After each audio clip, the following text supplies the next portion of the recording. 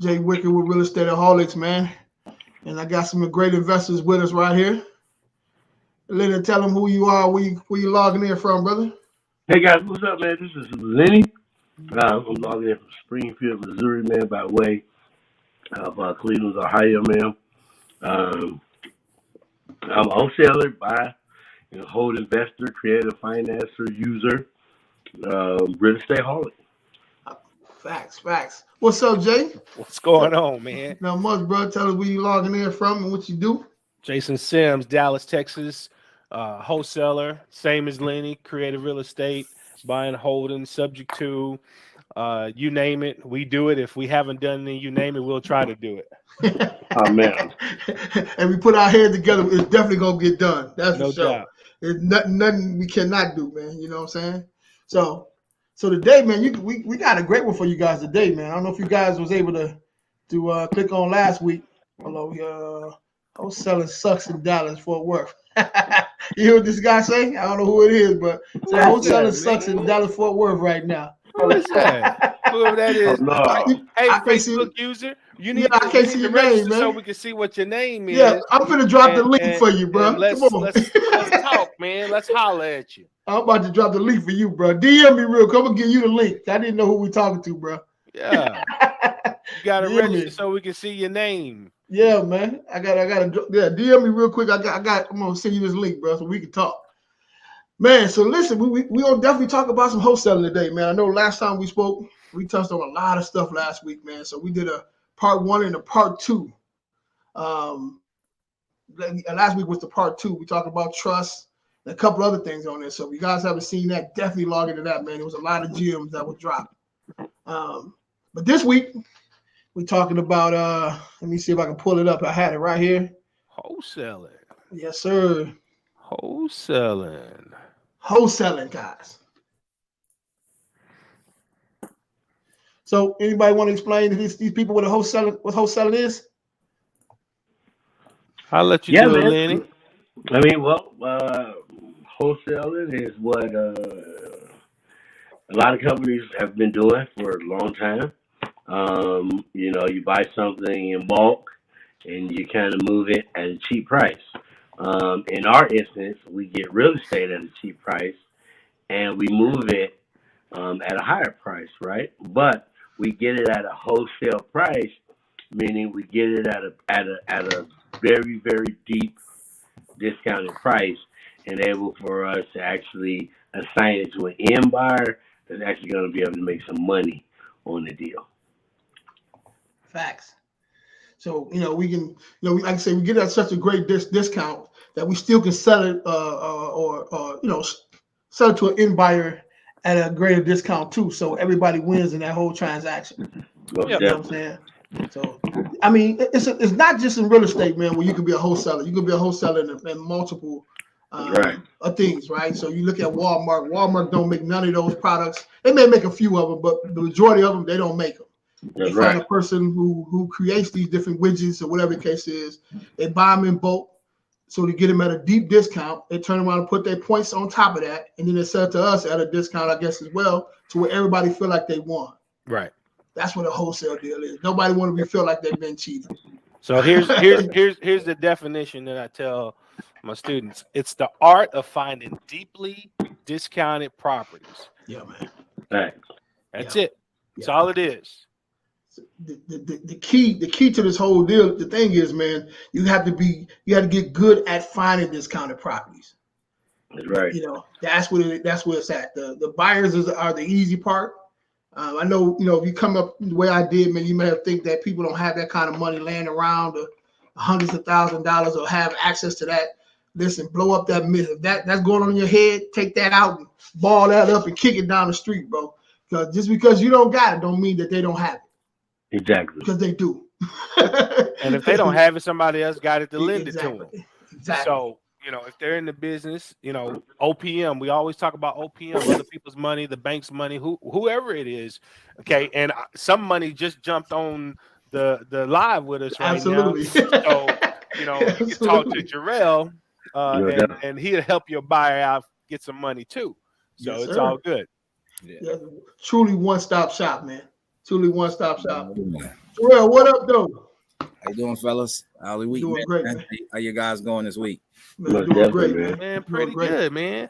Hitting this week in the mouth so far, man. You know what I'm saying? I ain't getting hit, but I'm hitting the week in the mouth. Mm-hmm.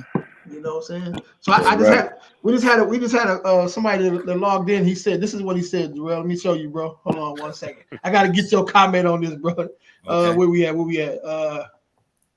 He said, wholesaling sucks in Dallas Fort Worth right now.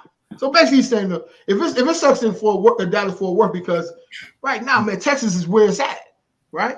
Mm-hmm. So Yeah. if it sucks here, that means it sucks everywhere everywhere then, right? So is that Even true? worse. That's what I'm saying. This is Even the Mecca. worse.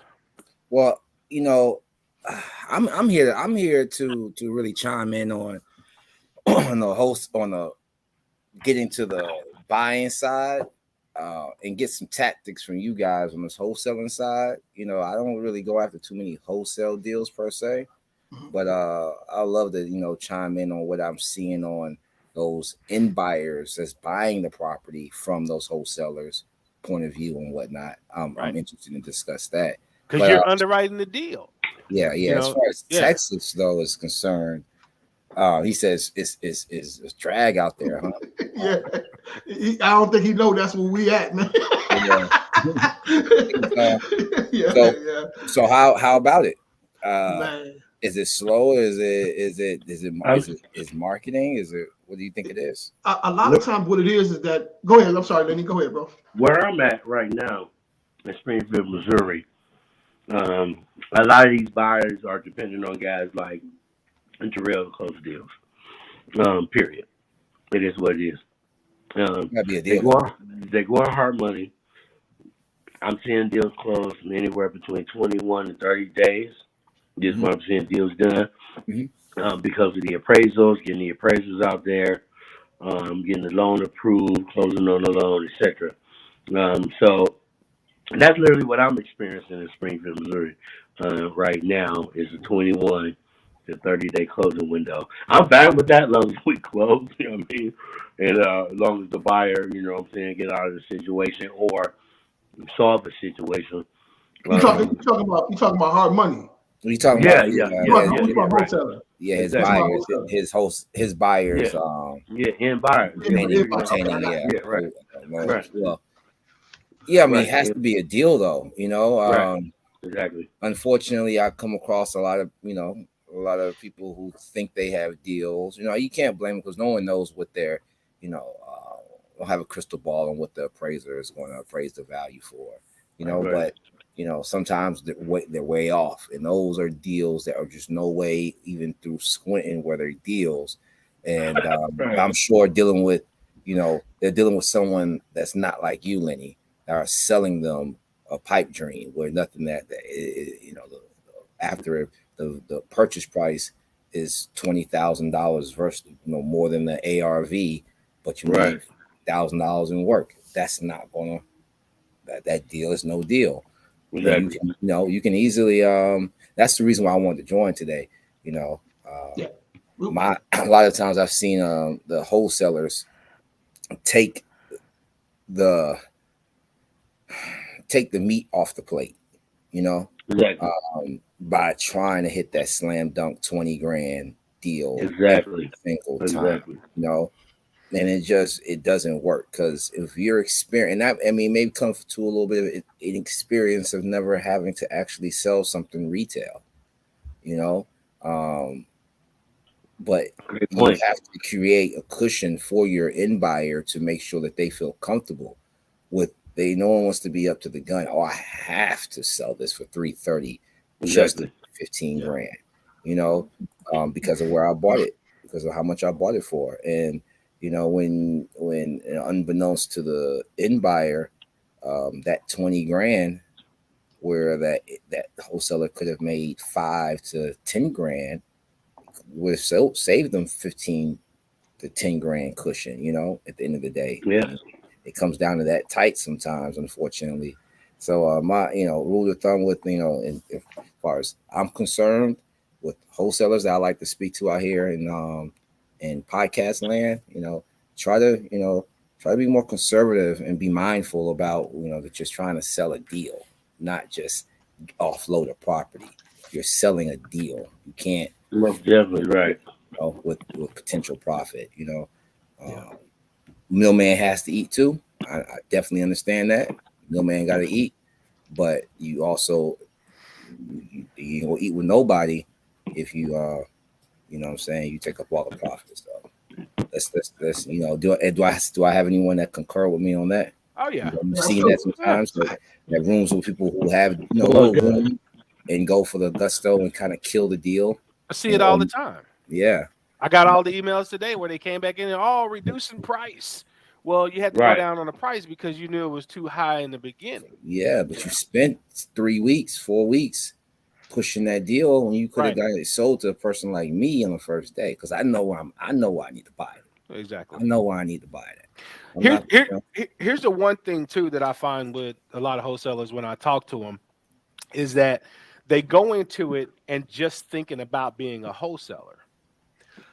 Mm-hmm. You've also got, because you're really on the contract, the A and B contract, you're on that contract as an actual buyer. Mm-hmm. So your mindset should be as the buyer. If you wouldn't buy the deal, then nobody else will.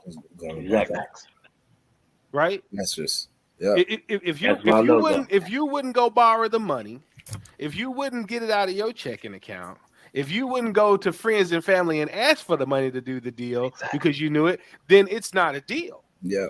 And I think a lot of people get bogged down, especially newbies in deals that aren't deals and lose confidence in their ability to do real estate sometimes. Right. A lot of people start in wholesaling. And then when you don't do that right, it's like, damn, this ain't hard. This is harder than I thought. But really it isn't. Really it isn't. You just, the 10 deals you evaluated wasn't deals. You should have threw them away the first day, but you spent 30 days on each one, trying to see if anyone would and that's for the new investors that maybe not know that their ARV is way off.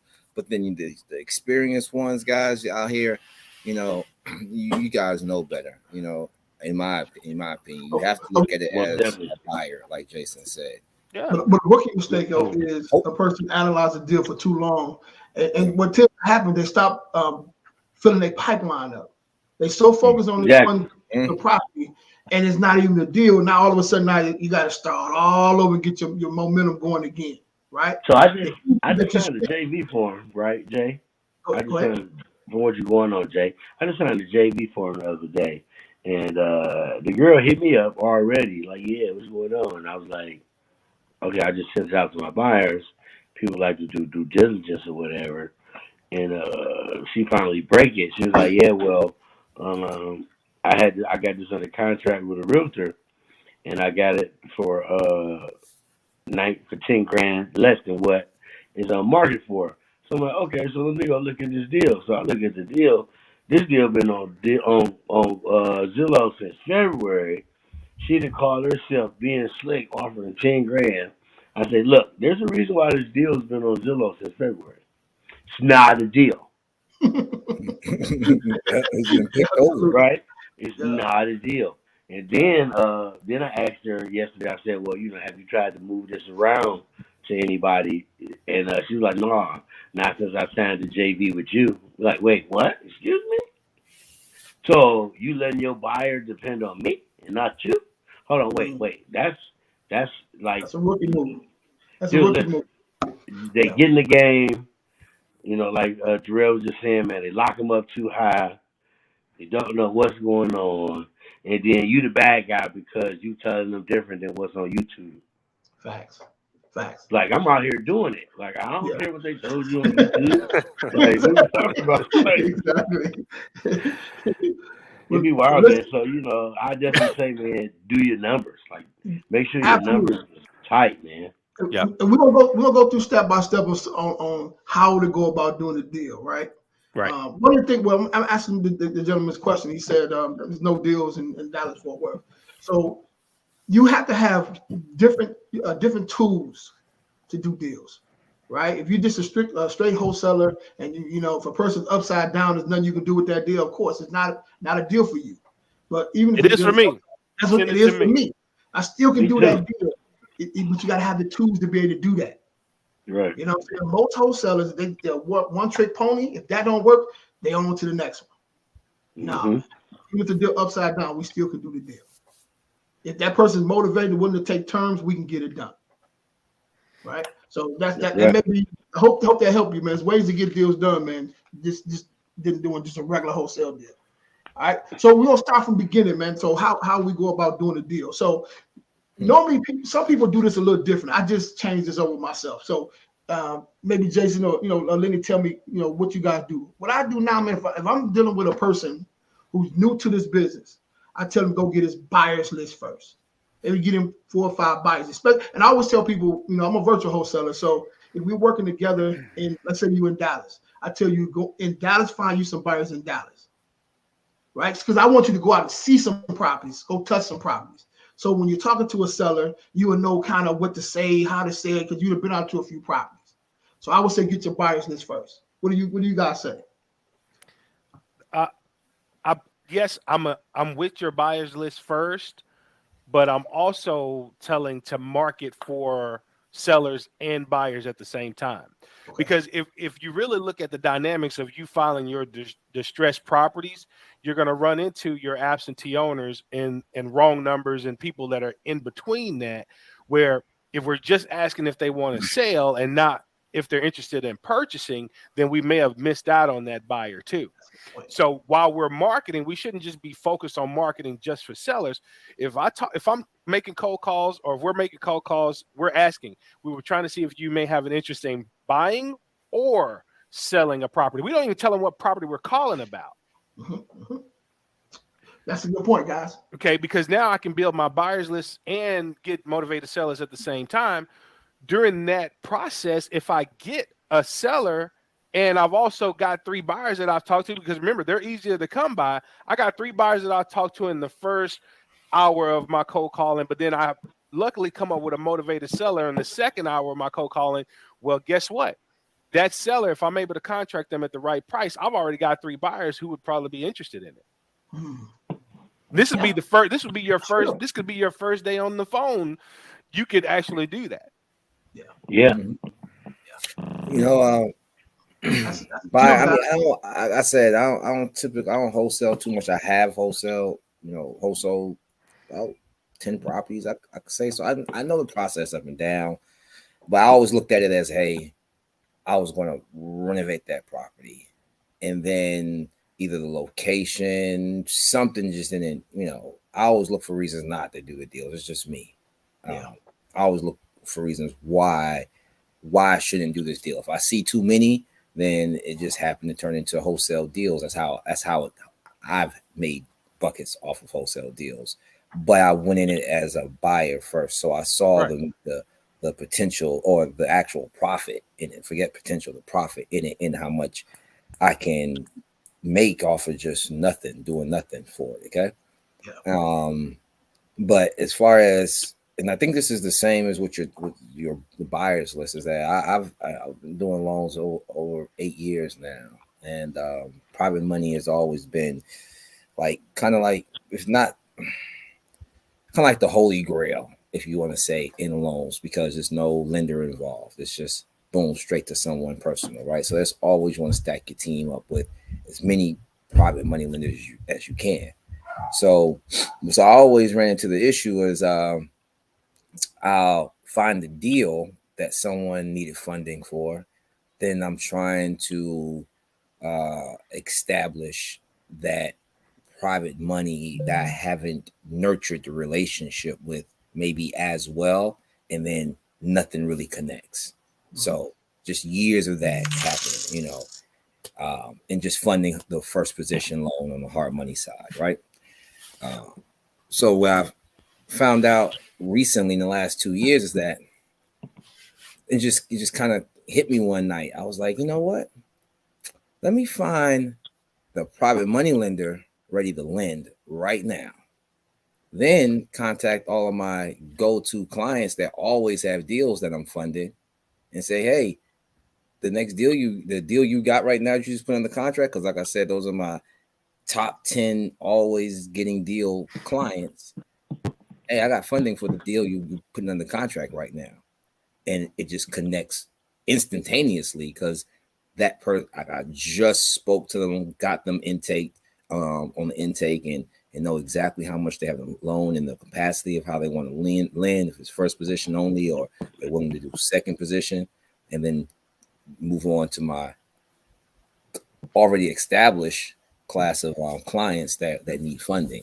So it connected better. So that's kind of like the buyer's list, honestly, with the PML, making sure that so basically find a buyer, see what he wants, make sure that he's actively looking, make sure he's actively looking, and then find something for that person that's looking. That making close the deal much faster than trying to finding the seller and then now trying to find someone to buy it from you. Yeah, and that's kind of my philosophy too, because now you can focus your marketing on what type of deal they wanted. I'm totally different. Okay. I'm literally totally different, right? Because I just got into selling 2 years ago. I ain't been doing this for 5 years. I ain't been doing this for 8 years. You know what I mean? So I literally utilize the power of the internet. Okay. To get the deal sold, right? What I do is, hey, I got this property over here. Then I get a whole list of emails, right, of buyers. Then I vet those buyers or the bio. Hey, if you bought something in the last, send me an address so that I can, type into my little investment thing and I can see that, what you've been buying, right? And then, boom, it's like send me that deal. Send me that deal. Send me that deal. Send me that deal. I literally get, because I truly believe too, though, it's because of the tools that's not available, right? So everybody's making a new app, everybody's making a deal check app, everybody's making a calculator app, things of that nature, right? So when I put a property into one of these calculators and I formulate that property to like what Jarrell may be doing, say 80%, 90% loan to value, 100% rehab. Like I add that into my into my marketing scheme. And then that way people can see the different exit strategies, right? I send you one for a burn, I send you one for a rental, I send you one for a flip, or I send you one strictly with my wholesale numbers on it, and you figure out the rest, right? So with me doing that, I literally just formulate that deal, and I post it only like I only go to my market first, right?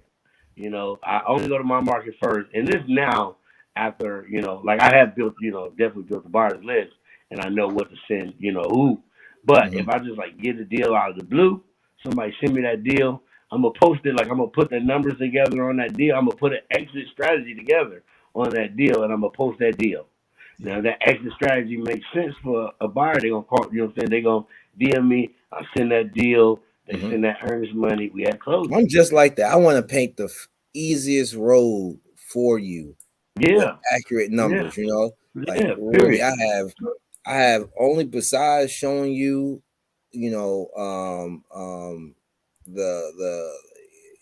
I definitely understand that.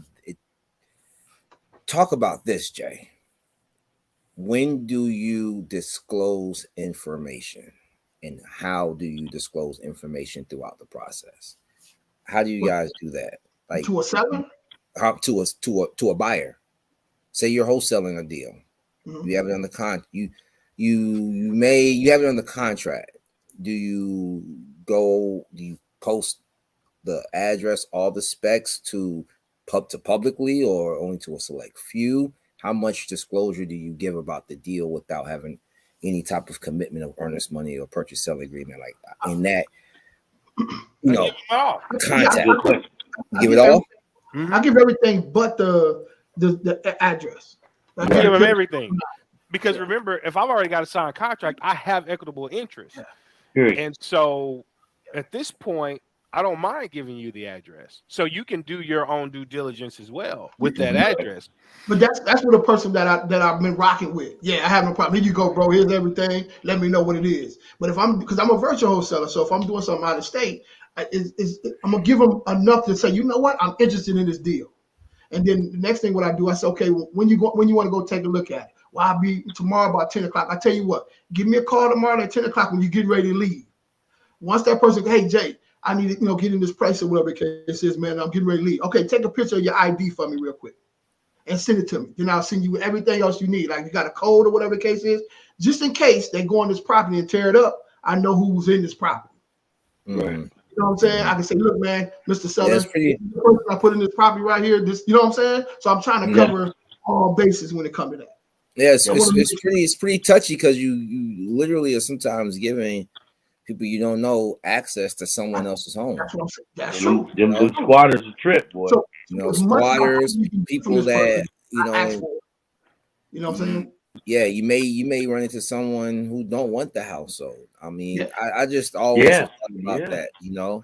But here's the deal: if that person is serious, right, and he's really a buyer, whatever the case is, man, you going to look at this place. I done gave you the numbers. I done gave you a video or all the pictures you want or whatever the case is, and it seemed like a deal. You don't want to give me a piece of your ID, bro. I'm about to see this information. You're probably not serious. Probably not serious anyway. You're probably not serious, bro. So okay, well, I'll let you later, bro. You give it to me. Now I say, okay, I got your information, bro. I know who you are, even though I don't know who you are. Right? Yeah. Hey, this is the last person we talked about. His ID. Go get this cat. He just stole up the place or whatever the case is. That's kind of how I do it on virtual deals. You know what I'm saying? But somebody, I got a couple people on here, man. Hey, I got a question for you. I'm listening, bro. Okay. Let me see here. Can y'all see it on that side? I think so. Yeah. Marketing for sellers or buyers list. That's all I see. Tell them the same thing. Okay, they kind of saying the same thing. They said it's fire, guys. So you guys are killing it, man. All right, so let's go. Okay, so now keep in mind, so we're talking to people who probably have never done a deal before. Right. You know, so some of the stuff we're talking about, with the apps and stuff like that, they probably have no idea what that is. You know what I'm saying? So let's talk to the person just coming in the game that don't know a lot of things. So what I was saying as far as the marketing is concerned, right? Or buying a list. Right. So how do you do your marketing? Let's say you don't know anything about go ahead. I'm sorry. Go ahead, Lenny. I thought you was about to say something. No, I wasn't, but you said how do I go about if I never knew anything about it? Yeah. What would you do in that situation? How do I go about the marketing? Same thing, man. I mean, I get it under contract and I put it on Facebook. I mean, like Jason Sims said, man, if I had an equitable interest in the contract, I mean, and how I formulate the contract. Yeah, first it was 18K. Look at that. I'm gonna dip it into one of those groups. I'm gonna drop it into one of those Facebook groups. Yo, groups, man, that's the power. That got some names in it, I'm gonna drop it in there, and then I'm gonna just, I'm gonna sit back for real. Now, if Facebook is generally like my last option of deal, because I remember back in the day when I first learned. I remember Antonio Campbell. Antonio Campbell was like, "Listen, Facebook is where deals go to die." So Facebook is literally the last resort. For real, that's literally my last resort now. Like when I first started though, I put it on Facebook. But right now, Facebook is literally the last. Unless you're fishing for a wider net of buyers.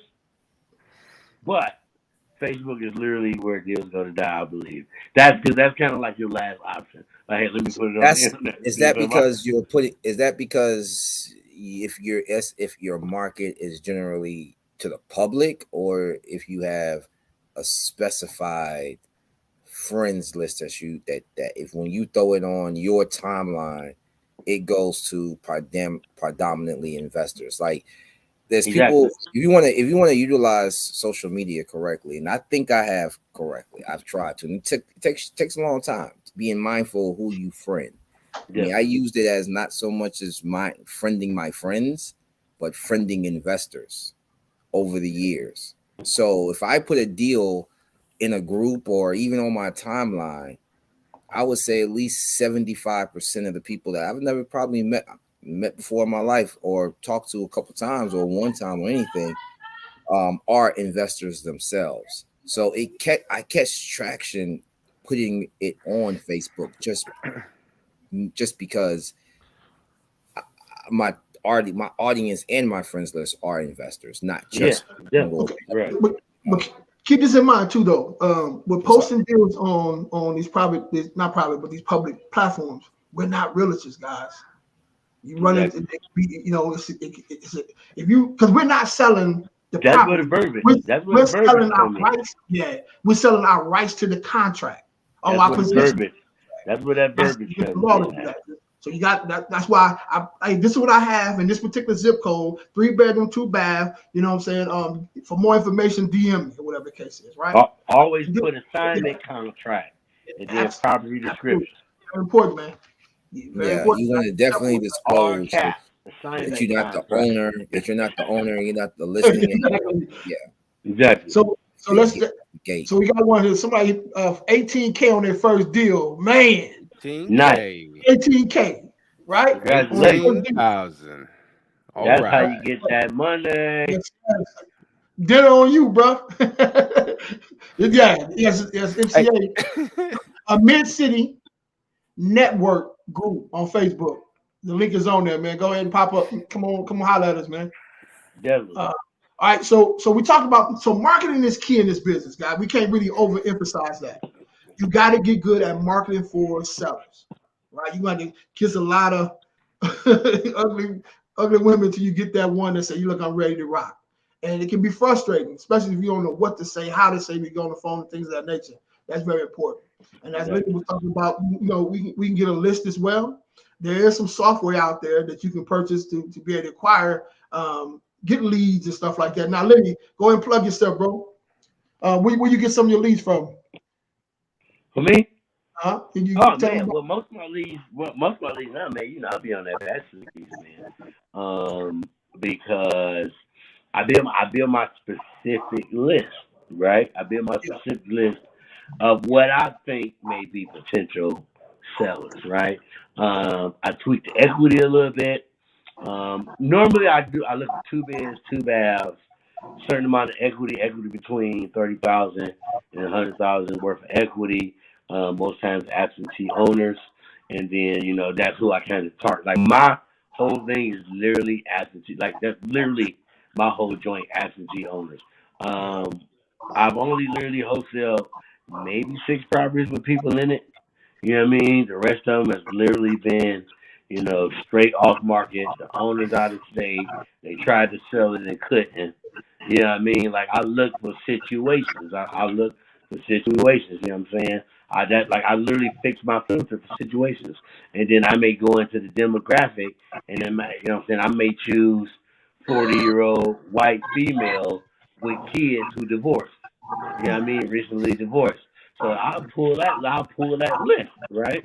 So I know it's possibly a home sale in there somewhere. You know what I mean? So it's just going down.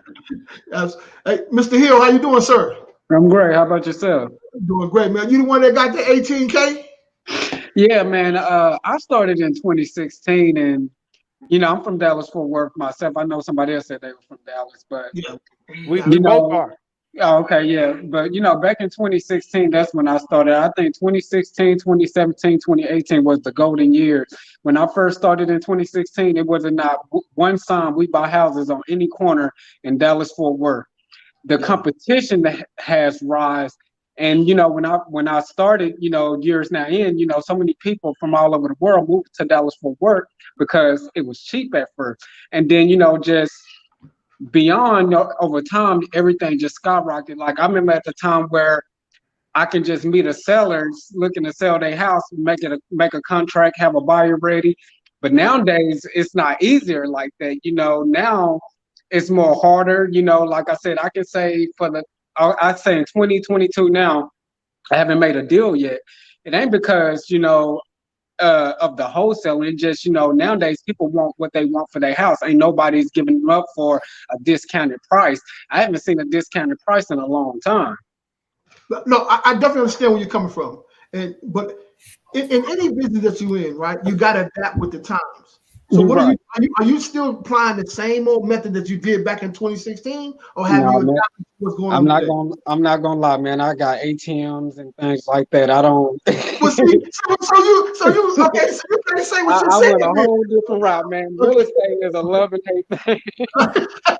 so my thing is you have to adapt. You have to adapt to the situation. Now you're right. There's a lot of people out here that's saying this and saying that, or whatever the case is, right? But the cream rises to the top, bro. Mm-hmm.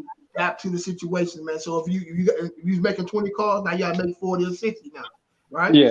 You gotta adapt the tools that you're using to be able to solve these problems. Because you mean to tell me that there's no problem in 2020?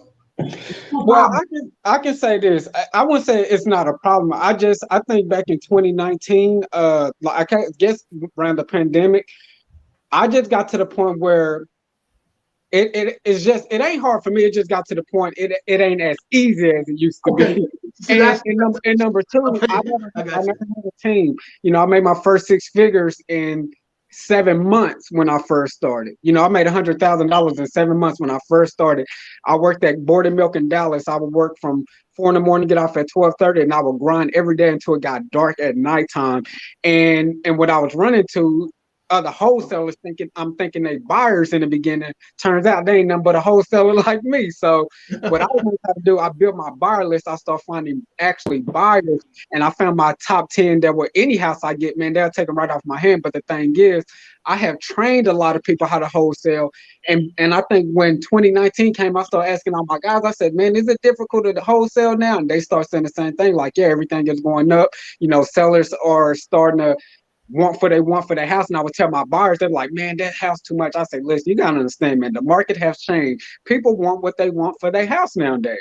Hey, have you ever watched Batman, right? Say instance of Batman, right?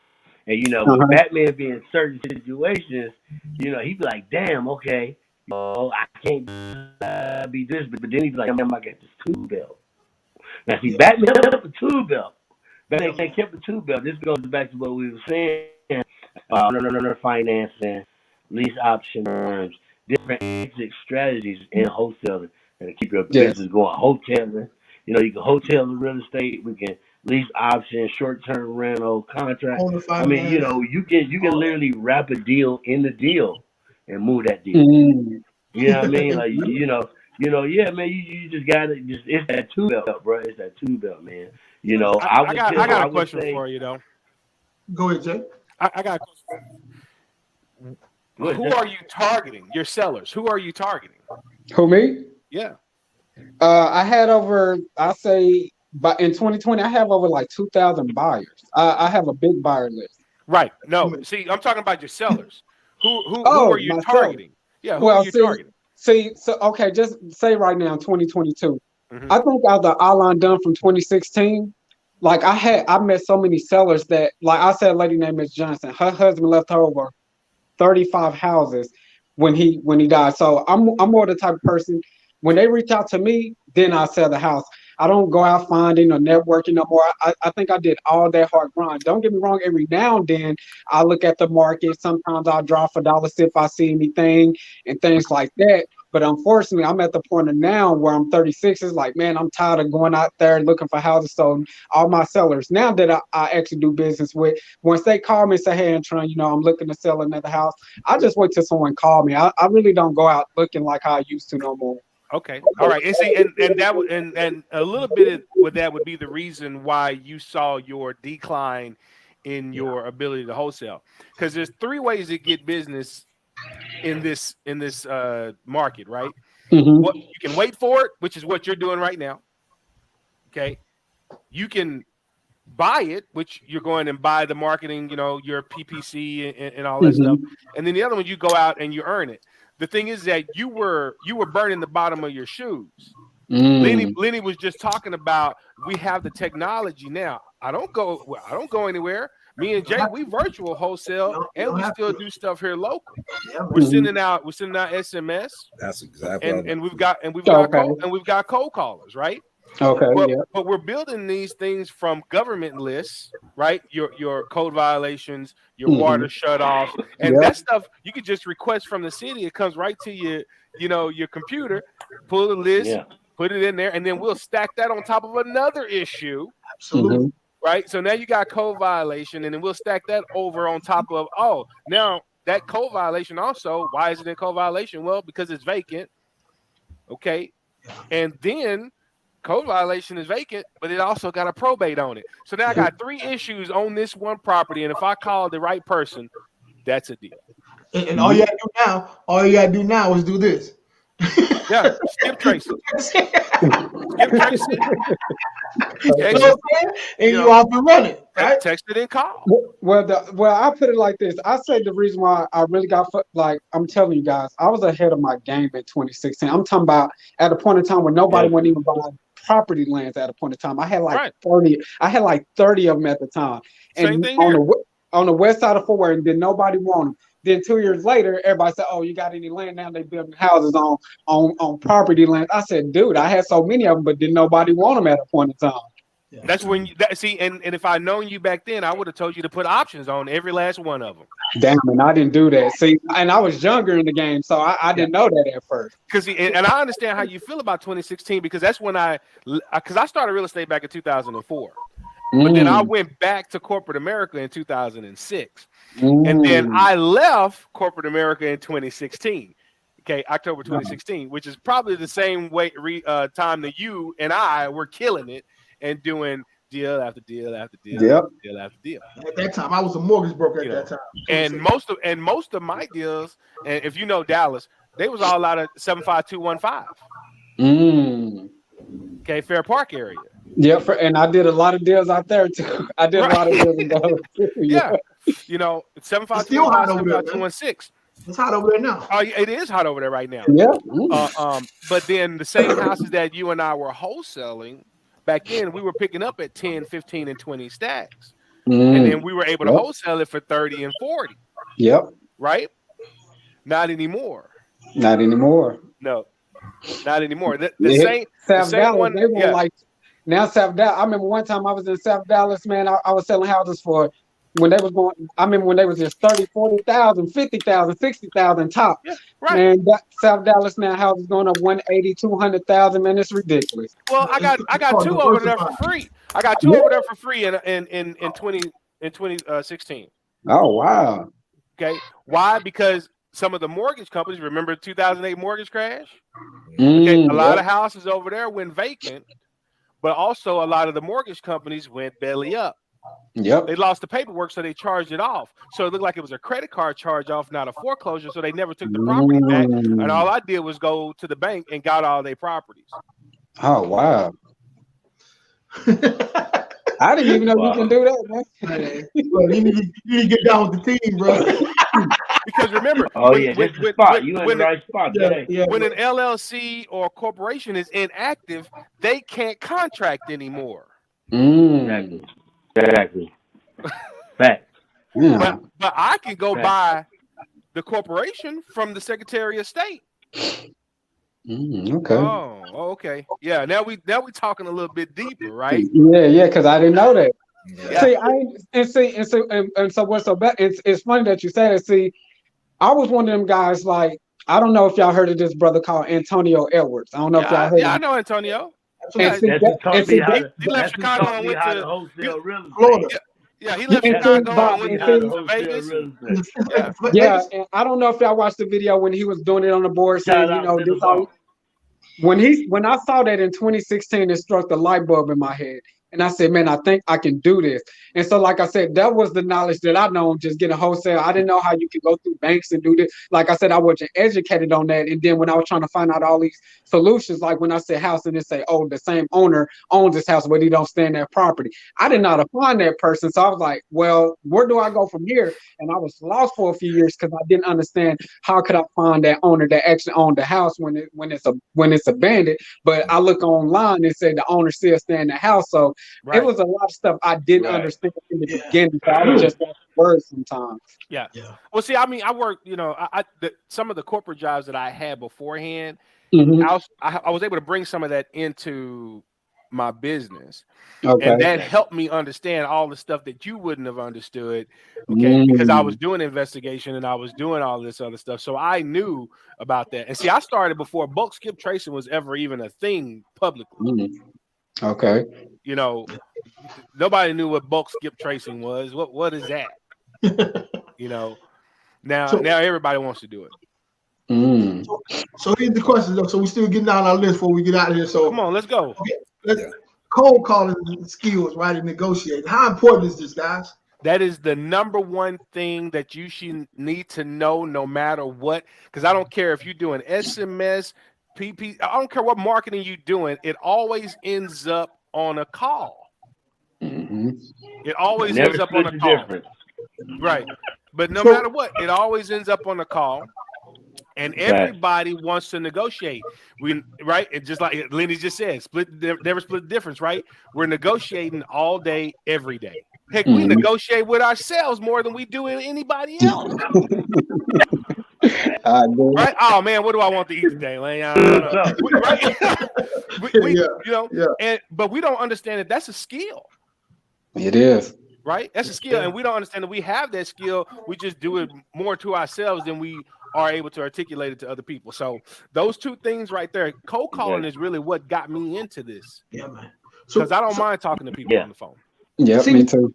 Some people, man, they're very nervous when they're doing it, right? So one of the things, go ahead, Lenny. I'm sorry, bro. I ain't meant to step on you. Lenny, like cold calling home security, cold calling cable. You kind of break it up. Cold calling those leads. Prepare me. Hey, Lenny, breaking out like a robot. Got a bad signal, buddy. Bad signal. You're in the matrix, brother. Log out and log back in. Yeah. Ours going down.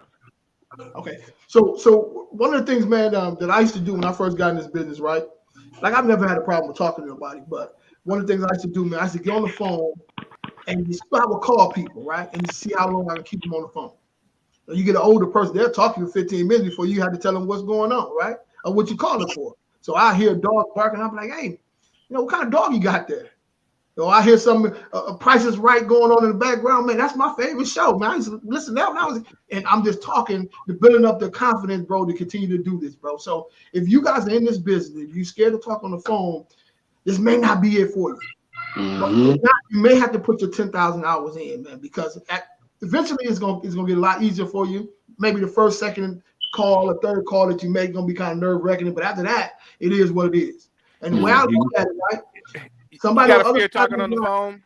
Yeah. Just answer every call that comes in, even the spam calls.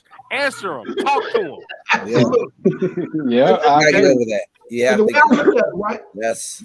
The person on the other side of the phone got my $10,000 and I want it, bro. Yeah, I pick up the phone and talk to the spam. Talk to the spam people, man. They want to sell you something. Tell them, hey, look, I'll buy one of whatever you got if you buy two of what I got. Whatever.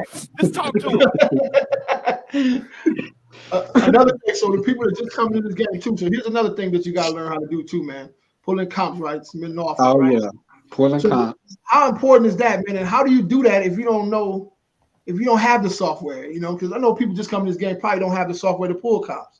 Man, I'm gonna tell you a crazy story. I remember when I first got in the game, when I had built a big buyers list, they be like, "Well, what's the comps like?" What? And I tell them, I'm like, "How long you been in the game?" They say they've been in the game by 7, 8. I said, "Well, I shouldn't have to show you comps. If I have a house and you you trying to buy it, you should be able to check the comps yourself."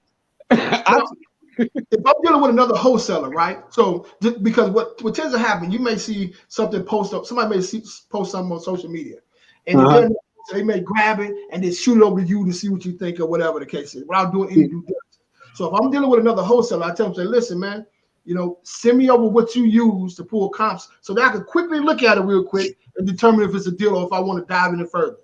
If they don't come with it, I'm keeping moving. Yeah. I want you to show me. I want you to show me where all kind of stuff, bro. I lock my whole day up, man. You know what I'm saying? It was much easier. It was a much easier deal if I just verify with the comps that you see, and then make sure those pan out. Make sure everything is feasible. It's so much simpler. That's ideal. I've had actually giving you actual comparables, not phantom comparables. Homes that sold 3 miles away and Or as far as higher school districts, I mean, those type of information, speeds the process up for myself, and also make sure that if I'm buying that property, it gives me an idea that this is definitely they're concurring what I'm seeing in it. If I'm gonna pull my own comps regardless. Yeah, I'm definitely gonna do the same comps come up to the same comps they use, then we on to something. Rather than what happens most of the time is I don't find any comps. I ask someone, show me your comp, and their comps are bogus. And I look at appraisals all day. And I know, comps, what comparables 2 miles should out. be. Yeah, all kind of stuff. I found so you can't. People think that you can look over the undesirable. Yeah, that's the problem. People think they can look over the undesirable and pull the comps that they cherry pick. But you can't really do that. They're not going to go over. They're not going to look past comparables to hit the one that you used. And I'm talking about as appraisers standpoint. But keep in mind too, if you're a wholesaler, man, you doing a JV deal or you trying to ship it out to somebody, you gotta paint the picture of this deal for me. Make it as easy as possible. Right. If I got a deal under contract, when I send it to my buyer, look, everything is laid out for you. All you have to do is quickly, a few minutes, look at it. You want to dive in further. When y'all do JV deals, do you feel like you got to go half and half? I try not to. Well, I will. I do JV deals. I do JV deals and I do 50-50. But my JVs are in-house. I hear a lot of popping going on. Hold on. Somebody's mic is popping. Baby Lenny, he just came in.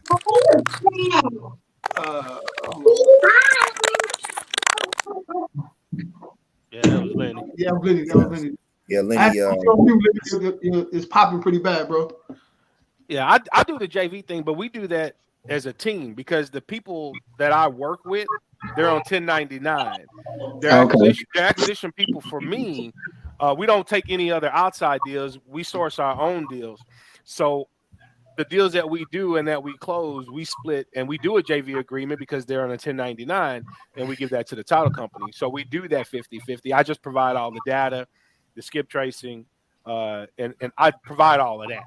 See, I don't do JVs, and the only reason why I don't do that, just say for instance, if I found the house, and I know it took me a while to find the house, and then someone come along and say, "Hey, bro, I have a buyer, and we can JV," and I'm like, "Well, I wouldn't JV with you, but I'll give you some profit." The only reason why I do that person because you gotta understand, man, I have to take the time to look for it or whatever. So I'm always willing enough to give somebody. I won't short them out a deal. Let's say if I got a deal for 10,000, I'm like, listen, I'll give you probably like 45. And the only reason why I do that because I took the time to look for the house or drive for the house, look it up, or things like that. So I don't usually do JVs, and I just don't think that's good for me because at the end of the day, it took me to look for the house, to go find the house, to do the research on the house. So I really don't. I'm not good on doing JVs unless I break them out, but I can't never do 50-50. Okay, let's do this then. Let's think about this for a second.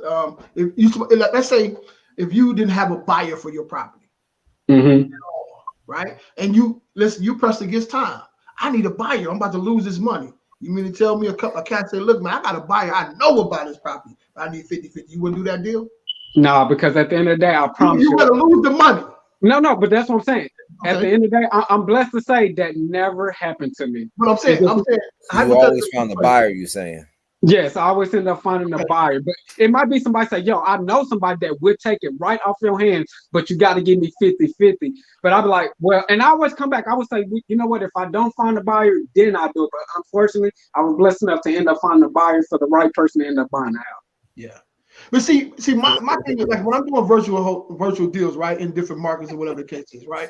So a lot of times I'm dealing with some people that I never done deal with before, right? And they're boots on the ground for me, right? So when I need a person help this person get into this property or whatever the case is, or get some take some pictures or whatever it is, they boots on the ground. So I have no problem with doing it. You know what I'm saying? Dropping half or whatever. And if they sending me something, man, for my time and effort, bro, because if I don't, you need me just like I need you, bro. You know, you know what I'm saying? And I agree with Lenny too, because I got this in the mail the other day. See, this is just from helping the seller. It ain't much, right? It's I $100. can't see it. On the ball. It's $100, but we help the seller. Facts. You know, I don't really care about nothing else, right? Yeah. It's like Lenny just saying, the seller comes first. They do. Let's just do it. Right, I feel the same way. My buyers come, my clients come first. Yeah. Like I don't want no one who gets a loan from me to not understand what they're getting into and it not to be profitable. I mean, that's the worst thing you can do, in my opinion, is go buy a house cash and you're a newbie. And it works out for a lot of people, and I'm glad when it works out. But I can only imagine the number of people that don't work out for, because there's a lot of things that you may fall into that may take you down. So if you're new and you work with me, that's almost virtually impossible, because unless you arrogantly go off after I tell you how you shouldn't do this deal and go do it, you will have a deal on that's going to make sure it makes money, and no vendor is going to kill your pockets. In my view, if your contractor's charging you way more than they should be, I'm the type of person to let you know, like, hey, this is not market price.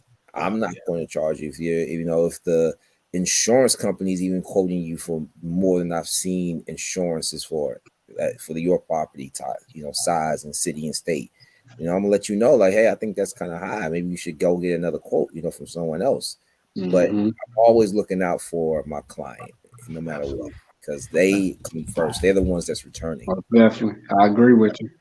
Let's check out Lenny, man. He got a little video I'm gonna show real quick. It's a couple seconds long, bro. That's him on one of the properties. Like it, Lenny. I can't hear him. You can't hear him? Audio problems. Man, y'all can't hear it. Okay, you can hear it though. Yeah, we can hear it. Okay, let me take it down here. So y'all couldn't hear it. Okay, that's just him. He's out on the property early in the morning getting it, man. You know what I'm saying? So that's him in KC as well. So what are some of the questions that you when you talk to the title company? What are some of the questions that you ask? Liens. Not all title companies. Not all title companies does assignment agreements, right? No, I don't. Comps. No, not all of them do assignments. Most, I mean, I've run into some who don't want to double close, more so than don't know how to do the assignment. A lot of them are stopping though now, Jarrell, especially because we tried to do one, or we had one there in Georgia, and they referred us to, and we've done assignments with them before, and then they stopped. They said, hey, we're not doing assignments anymore, so they referred us to another title company. They said their insurance wouldn't allow them to do it anymore. Oh wow. So we got to think about that too, and that's something that I've never heard anybody or a title company explain to me, because most people, if you call them and say, hey, do you guys do assignments, right? They'll say no, but they never tell the reason why. Yeah. And now that title company explained it to me, I think that would be the reason why, that their title insurance and their personal insurance for their business won't cover it if something comes back and hunt them. And in a couple maybe of it's because that whole, I don't know. I wonder why. I mean, I would love to get a couple of states. So now you gotta be licensed to be a wholesaler in a couple of states, right? So now they have these lobbyists lobbying these people. They won't, because renters is losing money, right? Just keep it real, right? And Oklahoma is one now. Yeah, I think Baltimore. I think is another one as well. But Chicago, what you have to do now in that situation is do a double closing, right? Because now you pay a little extra to make that money, which is cool. It's the cost of doing business. Yeah, you still can do it. Do a double closing, or sign up with that state or whatever the case is to get a wholesale deal. So, but the problem that runs in with double closing is now you need transactional funds. Oh, Philly too. Huh? Yeah, Philly's. He said Philly as well. Yeah, some of them. Yeah. Okay, so transactional funds. Yeah. Which I can help you with, of course. No problem. That's crazy. I never heard of that. Yeah. So Liddy just said that the title company there, Titans, just held an event for investors explaining the art of wholesaling. So he was just at it the other day. I was on there. I saw him going to that meeting. Yeah. Wow. Maybe they'll teach you how to get around what they're talking about. As a matter of fact, I have Can I ask you guys a question? Yeah. Go ahead. Do any of y'all own properties? Yep. See, the biggest thing that I regret, I met a girl off YouTube, and she blew my mind, and that's where I'm moving to forward in my life now. I did own houses, but I sold them. But this girl started as a wholesaler, and she had the same vision I did. She said, you know what? I don't want to own all these houses because you got to pay taxes on each last one of these houses. Got to do all this stuff. This girl turned around and started owning buildings. I'm talking about complexes, and man, and she put me on game. Yeah, she spent $100,000 for, I think it was like a 12 complex unit, and she only started with 100,000. She went through this program. She said, "Yeah, you only got to have 100,000 to get a front and to own a 12 unit." And when she told me that, it blew my mind. She said, "See, all these units right here, only got to do one. When it comes to taxes, I don't got to do every apartment. It's all in one bunch." And when she told me that, it blew my mind because I didn't know that at first. Yeah, you definitely want to move to multifamily as quick as possible. Yeah, I mean, yeah, that's real talk. Yeah, that's my next goal.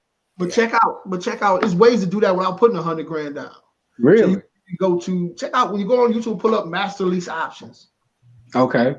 You ain't gonna put that kind of money down at all.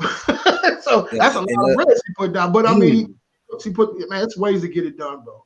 And before you go past this title companies and title work, I mean, of course, a lot of people know about this already, but we speaking also in mind of the new investors and whatnot. There are liens on properties, known about and unknown.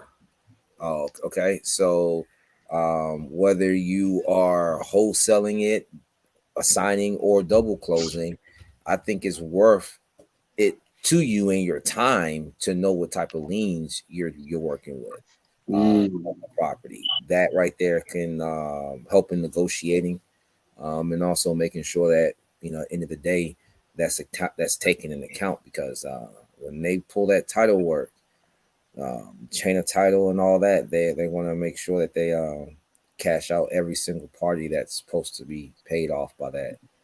That transferring. So I will tell you that I will buy with liens. The only problem and the issue comes in is when they get ready to sell it. But I'll buy it with liens, and I'll hold it for the rest of my life. Or if we can get some things taken care of later, I will. If not, eventually I die. It'll do whatever it needs to do, and we're done. Good to go. But yeah, I'll buy it with a lien on it. But here's another point too. When you're dealing with a title company too, if you're calling a title company as a wholesaler, probably what you want to ask them is, when they run the title work, will they get paid at the closing? So when you're not out of pocket for them to run the title work, right? As a wholesaler, you don't want to invest none of your money. So let's say you do a few $100 or whatever the case is, having to run the title work for you, and let's say something come back on the title. Yeah, I've never paid for that. Money. So you don't want to have none invested. Yeah. So I call multiple title companies. Yeah. Go ahead. I'm sorry. Yeah, I'm sorry, Jay, man. If people are paying for that, definitely call more title companies.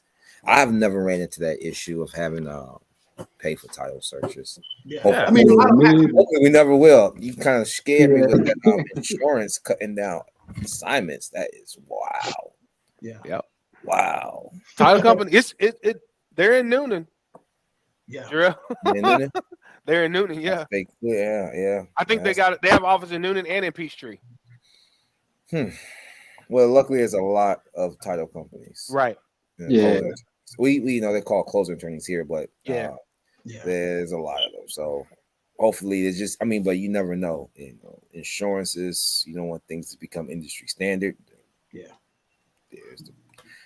But okay. Question, roll with the punches. Go to another state. That's what you do. Do you go or do you not go? That is the question. Go. I don't go. I tell my newbies to go. I tell my newbies to go on the first. I go. Yeah, I go. You go. On your first deal. I go after when my sellers get their money. Then I work with some good people at the title company. When they tell me they came and got their money, then I'll go up there and get my check, man. That's email wire instructions and say just call me. Yeah. But I'm always by my phone though. So I let them know I'm available through my phone. So you got any questions or whatever, you can pick up the phone and call me. But yeah, I don't know. I mean, I'm not saying you shouldn't. I mean, you can definitely foster and further relationships by natural chemistry. What happens? You know what I'm saying? But it can also go sideways. I guess it could. There's a lot of emotions at the closing tables, and you never really know sometimes. Oh yeah, things are gonna set off. Oh it's yeah, all good, man. and then you get there and something pops. So I just remove myself from that and have a good day. That's just how I kick it. I did closings where the lady get there, and this old lady I was dealing with, Miss Johnson, she got cold feet. It was at the closing. Yeah. She changed the mind. I'd rather not. It happens. It happens. When is it? So I write this down. This is my final question. When is it, as a wholesaler, when is it better? When should you do a double closing? How much money you think you should be making on a deal for you to say, you know what, I need to do a double closing? Actually, I'm going to say this, Jay. My answer to that will be never. Never do a double closing. Okay. I never did a double closing.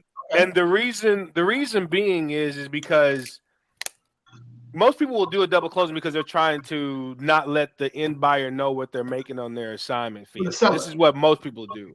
But if I'm talking to my buyer, okay, and I'm going to ask him, hey, I'm going to make $50,000 on this deal. Do you have a problem with it? If he does, then buy. I will find another one. Because remember, he knew the numbers were good when he accepted it the first time. You see what I mean? The numbers were good when you accepted what I was selling it to you for. But then when you found out what I was going to earn on it, now you have a problem. See, the only problem I have with that is when, like I said, I do some, like I have done closes with people that I have taught real estate to. See, those are the people I have a problem with. But a seller, every time a seller, don't even look at the HUD. Yeah, into their check. Yeah, I mean they don't. I'm like Lenny though, right? Lenny said anything above, we said 10K. That's kind of where I'm at, because I've seen a situation where a person's seen that money when that line come through there. Because I don't tell them up front. I tell them, I may purchase it or I may, source it out to my buyers or whatever the case is, right? And I don't tell them how much I'm gonna make off the deal. You know what I'm saying? So especially if it's something as big, over 10 grand or whatever the case is, they may look at that line and say, hold on, where is money going? You know what I'm saying? So I don't want to run the risk of that. So I rather pay bucks or whatever the case is to avoid that, to when they can't see it. That's just me. You know what I'm saying? Let me ask you a question. Have you ever wholesale a deal off of the MLS that you found on the MLS? Nah, I never did. Because you can't wholesale it. You got to double close it, actually. Do you guys is the market so saturated where that was a thing of the past, or is that still possible? No, it's still relevant. Okay. Yeah, so it's still relevant. Yeah, because I could say I've done 4 out of the 10 I was talking about, just like that. Well, I did a lot of REOs like that. Okay. And I had to double close with the REOs because, of course, the bank won't let you have an assignable contract or that clause in their contract. Yeah. Okay. Now, if you have a realtor on your team, that will make it more advantageous to do that. Then, huh? Yeah, because I mean, with REOs, I got to have the realtor to make the offer to the bank anyway. Yeah, they want a licensed agent to submit that offer to them. Yeah, none of my deals are necessarily REOs, just good deals. MLS had room, with, of course, there were renovations needed, but there was nothing turnkey that was going like that. But yeah, have anybody found houses off the Facebook Marketplace? I did a lot of deals off there just being in the Facebook Marketplace. I haven't actually. I will sell on there, but I was never. In 2017, I think I probably 2016, 2017. I think I probably sold 15 houses just off Facebook alone. People selling their houses, and I put under contract and resell it. Now, garage sale groups is pretty good in there. Yeah. Really? Yeah, man, I saw a lot of houses. Because they're doing garage sales, and then you go in there and you're asking to see, hey, you're doing this garage sale, right? Are they looking to sell the real estate too? Or you see it, and even in the garage sale groups, they put in their estate sales. Well, They're selling everything in that house. Yeah. Is the house going too? Lenny, don't say that on here, Lenny. No, but Lenny's wife is No. We're bringing it up. We're gonna walk right past that. Lenny, don't say that on here, Lenny. People will be mad at you tomorrow. Oh man, that boy, that crazy, man. Have any of y'all been through like where y'all when somebody died doing the airship? Have that been like the worst thing? Have y'all? Boy, It's the best thing. I didn't hear what you said. I love those, man. Ooh, you do? Oh my Yeah. God, them things take months, man. I've been through some of them. What did you ask? When you do the airship, like when somebody died trying to get it over to the man, I have done some of those. It took me like 3, 4, 5. But what I'm gonna those tell are the you, best profitable deals. because most wholesalers they gonna go to that extent to get it. And, I do. It just takes a while. But here's the thing too, Antron, is that you're in Texas, and it's easier here doing the affidavit of airship and all of that stuff here. Really? In Georgia, which is where Jarrell is, it's a whole lot difficult. It's made difficult. It's worse than it is here. Damn. Listen, man, this has been action packed, man. This has been action packed. We gotta go a step a little deeper though. We gotta go. This is wire funds. What is wire money? Well, I always get my funds wired to me, so I never go to a title company to get a check, or it's wired to me. Man. I do that sometimes because I do that. Sometimes I get it wired, but most of the time I go in there and pick it up. But see, when you work for a wholesaler, right? So the deals are out of the state. I'm not flying in to get it. So and I don't want to go through the mail. I might not see it. Before we get off, though, Mr. Hill, man, I know you said that you sound very experienced. You know what you're doing. The game ain't changed too much since 2017, man. You should really, really think about getting back into it. There's a lot of areas that are, because of what's happening with the inflation and everything, markets are saturated. No doubt. Things aren't the same, all of us have our stories of how we made killings and also, still doing pretty good, but it was just a different time. It's a different market. The same house buy for 60,000 going for 200,000 now in the same neighborhood. Okay. So, but that's no excuse, because there's always markets. Okay? Always markets. And I'm telling you this as a gentleman who speaks with people from all over the country. That's how I know. Okay. So I may have someone in Philadelphia, then have someone call me from Missouri or or Pennsylvania in a small township somewhere. Okay. And I will see, at the same time, this person in Philadelphia is dealing with the saturated market, but the person in this township 200 miles away, their market is still stable. Maybe not as, of course, it's not as volatile as Philadelphia, but things are selling. People are renting. There is a population there. You can walk out of your city, and look what the other areres around you. Because maybe a state. What state are you in again? What state are you in? You said Texas, Dallas, right? Texas. Dallas. I mean, maybe look at Louisiana. I mean, really, and then utilize, like these brothers said, the internet a lot more than what you have, and keep looking for sellers rather than going off of a seller's buying list, because people run out of property to sell. You don't run out of property to buy typically, but they run out of properties to sell over, so they can't keep up with you. Or sell keep up with you. One thing, Terrell is a hard money lender, right? So he does it in 48, 46 states or something like that. So looking to flip, that's your guy right there. Definitely. You just said a minute ago, you said you never had a team. Yeah, never had a team. And that's what my mentor told me. He said that's probably why you need a team now in this game. But everybody, bro. This is what we do. You know what I'm saying? If you whatever it is, bro. Like from commercial, like I do residential, commercial, land. My man Jason, he do a lot of lands and stuff like that. But people who buy burnt out houses, like all of that stuff, bro. So here's your team. All different ideas, man. So and we getting ready to do some stuff, man. Next month as well, man. We'll do like a meetup, man. Come on out, man. You know what I'm saying? Come on out. I definitely will. And another thing, like, you run through, like right now, you may have thought, okay, damn, this cat right here, he's a Jarrell. You know what? He probably know buyers because he has clients. Remember my name. Yeah, man. So that next time when you and write something down, write everybody you meet, write who they are and how they can help you. So then when you have that the next property to sell, you know, I come to mind. Jason comes to mind. Jay came, you know, instead of going back to, you know, just your pool, always be expanding that pool, you know, always. Okay. Because you never know where a deal is going to come from, man. You offended me, man. You say ain't no deals in Dallas. You offended me, bro. I gotta get it. But like I said, I'm speaking of. I guess because I'm speaking the generally of my truth. Because like I said, man, like I'm telling, like, I know everybody have a story, but like I said, I was grind. Like I said, when the competition got bad in Dallas, I started focusing on Fort Worth because I stay in Fort Worth, and a lot of people weren't picking up on Fort Worth in the beginning, and I was making so many deals after deals, but then it's just like I just kept meeting so many people moving down here, and it's like, and then I don't know about y'all. Like I said, this is my vision.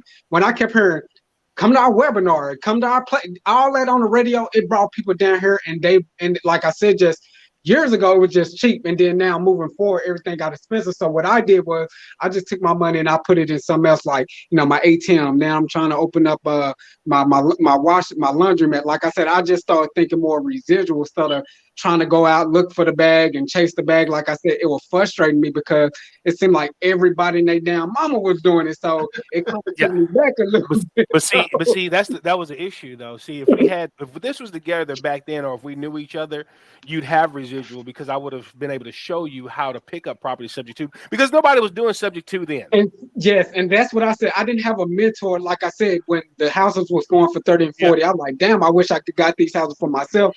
But the mentor that I had, instead of him trying to teach me, he was like, nah, let me get this house up off of you. And I didn't know the big brainstorm on the other side, what he was actually doing, because he was actually keeping the houses and renting them out, or here, fix it up and reset. Like I said, I didn't have that knowledge because I didn't have the people around me to teach me and show me these things. Or they're like, oh, you going to pay me for it? Like I said, I'm taught probably like 20 people how to wholesale. And I can say everybody in my group has made money from it. But the biggest thing, I wasn't educated, and I was trying to learn how can I get this house for myself by going through the bank, but I wasn't educated. I never had a mentor to actually show me that. That was you ever tried to flip one? No, I didn't. And I was almost some experience right there. So you've been laser focused on this wholesaler like this, and you've been able to do all you have done. Imagine you do this, bro, and see there's other parts that you ain't touched yet. Yes. So you with the right team, man. Just keep checking in with us, man. Just keep. We'll definitely hit some points. Okay. That'll move you forward and what you're searching for, but you gotta be willing to, like, in my point of view, because I know what you mean. I'm from Atlanta, so it's not many markets. I'm not going to say we're the top, but we're one of the most saturated markets as far as how the market has fluctuated between 2000, you know, from the bubble burst to now. Okay, but you have to be willing to, you know, use those other tools, put more tools on your belt. Get to accomplish what you need to in this day and age, bro. We'll help you with it for sure. Okay. Let me say this though. Shout out to Lenny, man.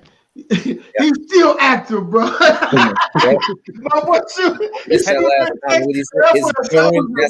his phrase. If that's anything, if I just read that, I'm gonna think of Lenny. It's going down.